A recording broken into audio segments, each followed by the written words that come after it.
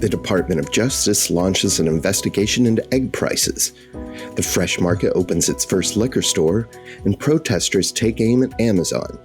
Welcome to Retail Daily, your quick look at the top news from Supermarket News and CSP Daily News. I'm Supermarket News editor Tim Inkelbarger. And I'm CSP Senior Editor Hannah Hammond. The Department of Justice is investigating the price and supply of eggs to determine whether antitrust violations among the nation's top producers are contributing to the issue, according to a report by the New York Times, citing a source close to the matter. One of the worst outbreaks of highly pathogenic avian influenza has been blamed for the high cost and limited supply of eggs.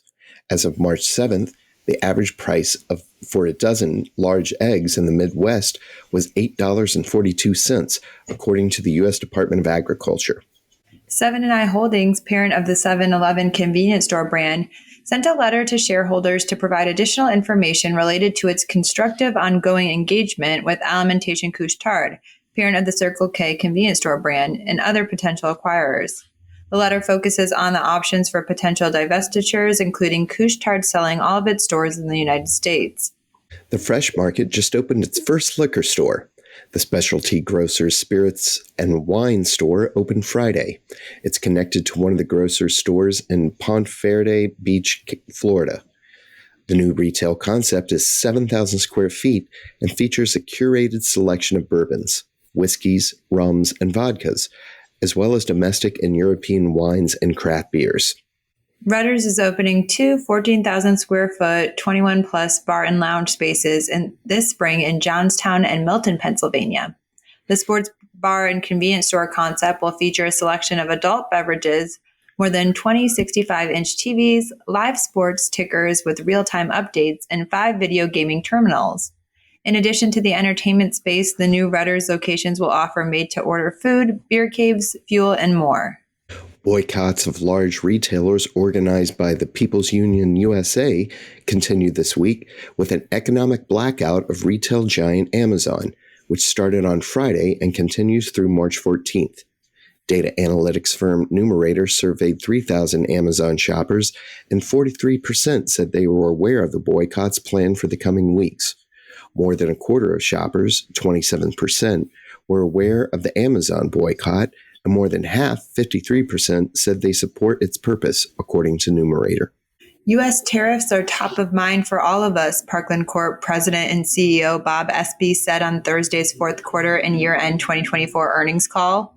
The Calgary, Alberta-based fuel marketer and convenience retailer has about 4,000 retail and commercial locations throughout Canada, the United States, and the Caribbean. Political instability will have negative implications for both Canadian and U.S. businesses and consumers on both sides of the border, Espey said. February was another big month for dollar stores across the U.S., with 122 opening and 37 closing, according to the monthly Supermarket News store map. The month saw another big wave of closings of the embattled pharmacy chain Walgreens, which recorded 80 shuttered locations. A total of 142 stores closed and 129 opened for the month, according to data from ScrapeHero.com. Parker's Kitchen has appointed Darren Samaha as Vice President of Marketing. Prior to his new position, Samaha served for the past 9 years as Vice President of Marketing for Fort Worth, Texas-based Yesway, according to his LinkedIn profile. In his new role, Samaha will drive brand awareness, customer engagement, loyalty, and more. Convenience stores are proving to be a real competitor in the pizza carryout space, while large chains excel in order accuracy and mid-sized brands outperform the large chains in friendliness.